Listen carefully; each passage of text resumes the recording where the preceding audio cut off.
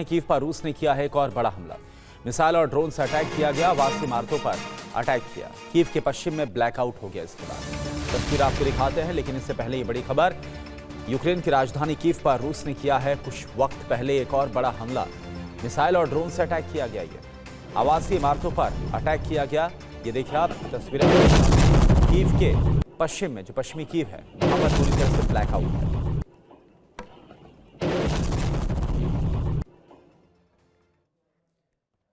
तो रूस को बैकफुट पर ढकेलने के लिए ज़ेलेंस्की पूरी तरह से नाटो की शरण में जा पहुंचे। अब आर-पार की जंग का ऐलान हो चुका है, जिसके लिए ब्रिटेन, फ्रांस मिलकर ब्लूप्रिंट बना रहे हैं। इसके लिए काला सागर को एपिसेंटर बनाया गया है। 2 रूसी शिप्स पर हमला करके ट्रेलर भी दिखा दिया गया है कि आने वाले वक्त में रूस को बाल्टिक से लेकर काला सागर तक घेरा जाएगा। इस बीच रूस ने भी क्रीमिया का सुरक्षा चक्रव्यूह तैयार किया है, जिससे हर हमले को रोका जा सके। जबकि क्रेमलिन ने धमकी दी है, अगर NATO UEM Jaipur is a perfect target for prospective students aspiring for good jobs, good education with future-ready skills. इसी तरह से यूक्रेन की सहायता करता रहा तो रूस यूरोपीय देशों को टारगेट कर सकता है। काला सागर फिर से धधक उठा है। इस बार बॉस्फोरस की खाड़ी एपिसेंटर बनी है। 2 रूसी जहाजों पर हमला किया गया है और हमले में दोनों रूसी ऑयल टैंकर खाक हो गए। ये उसी हमले की तस्वीरें हैं जो नेटो देश तुर्की की समुद्री सीमा के पास हुआ है। इस हमले के लिए ड्रोन का इस्तेमाल किया गया। अब ड्रोन कहां से आए, इसकी जानकारी नहीं मिल पाई है, लेकिन रूस इसके पीछे नेटो की साजिश बता रहा है।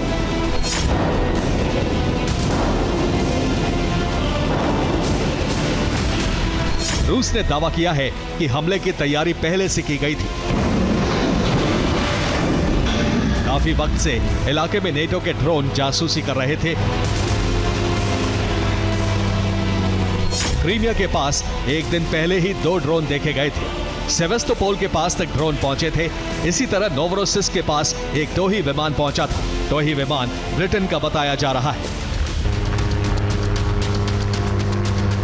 ऐसी खबरें भी पहले आई हैं कि ब्रिटेन और अमेरिका मिलकर यूक्रेन को इंटेलिजेंस इनपुट दे रहे हैं।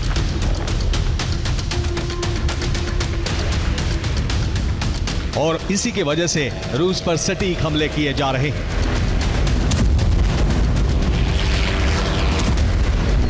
पांच दिन पहले क्रीमिया पर साल का सबसे बड़ा हमला किया गया था, जिसमें सेवेस्तोपोल पर भारी तबाही मची थी। और अब रूसी शिप को भी टारगेट किया गया है, जिसमें 2 रूसी ऑयल टैंकर जल गए। टैंकर से तेल निकलकर समंदर में फैल गया, जिससे रेस्क्यू में काफी मुश्किल हुई। हालांकि 24 क्रू मेंबर को सुरक्षित बचा लिया गया।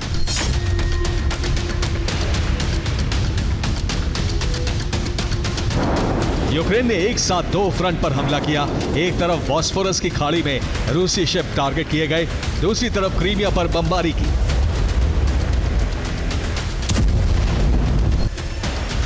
साथ ही सी ड्रोन का भी इस्तेमाल किया।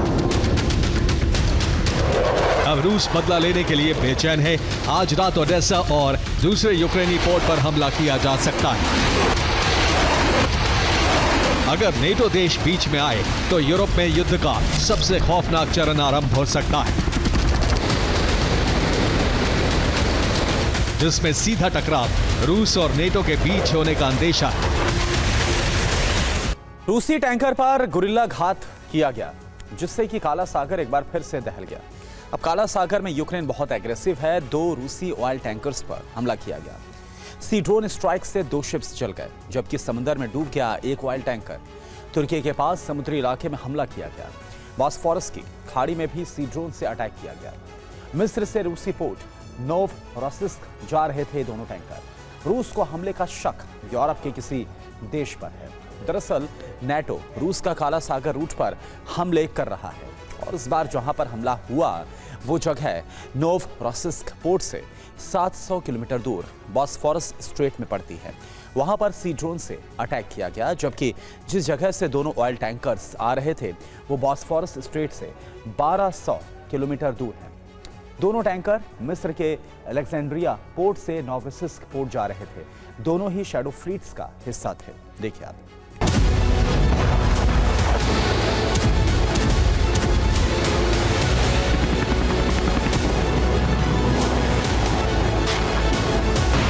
जैसे हालात काला सागर में बन चुके हैं, वो सीधा संकेत है कि काला सागर में यूरोपीय देशों की एंट्री हो चुकी है।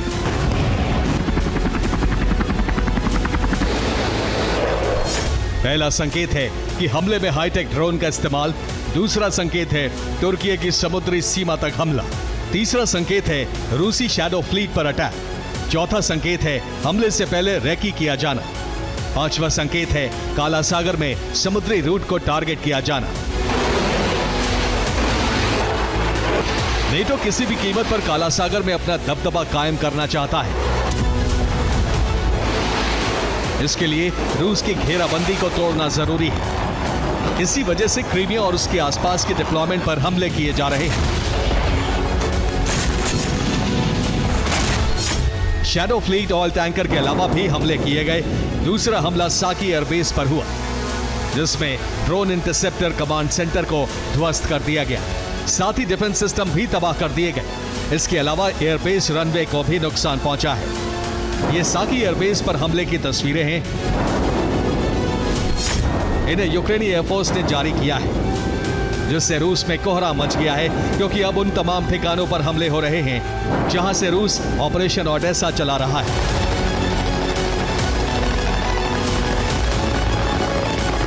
कुछ वक्त के लिए ऑपरेशन रुक सकता है। इतने वक्त में यूक्रेन काला सागर में मजबूत चक्रव्यूह तैयार कर सकता है,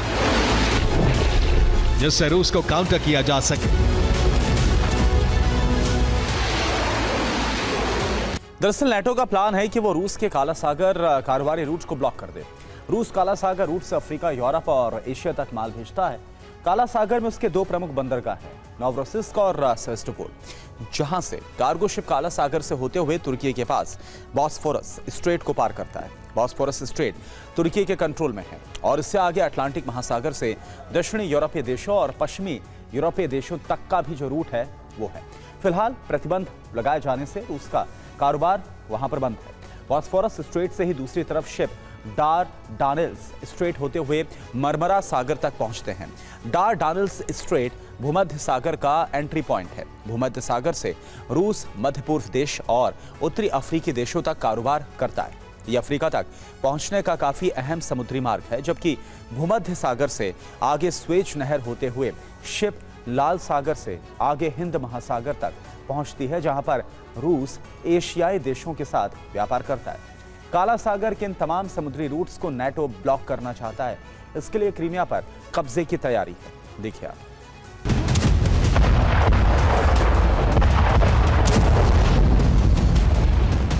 रूस को काउंटर करने के लिए क्रीमिया को टारगेट किया जा रहा है। वहां सैन्य ठिकानों के अलावा एनर्जी सेक्टर पर भी हमले किए जा रहे हैं।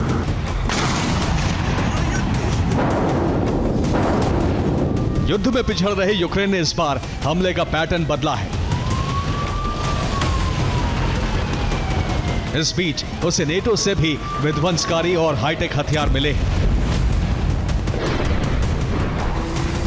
जिससे वो क्रीमिया में लगातार हमले कर पा रहा है। इसके लिए यूक्रेन ठीक वैसा ही पैटर्न अपना रहा है जिस पैटर्न से रूस हमले कर रहा है। अब 3 ठिकानों पर सबसे ज्यादा हमले किए जाएंगे, ऑयल डिपो, हथियार डिपो और मिलिट्री पोस्ट, जिससे रूस हमलों को रोकने में जुट जाए। इस बीच यूक्रेन तक हथियार पहुंचाने का रूट क्लियर हो जाए।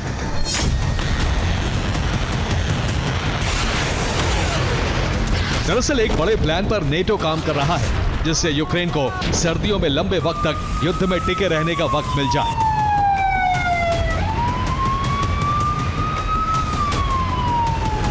इस बीच यूरोपीय देश भी मिसाइल और डिफेंस सिस्टम सप्लाई कर देंगे।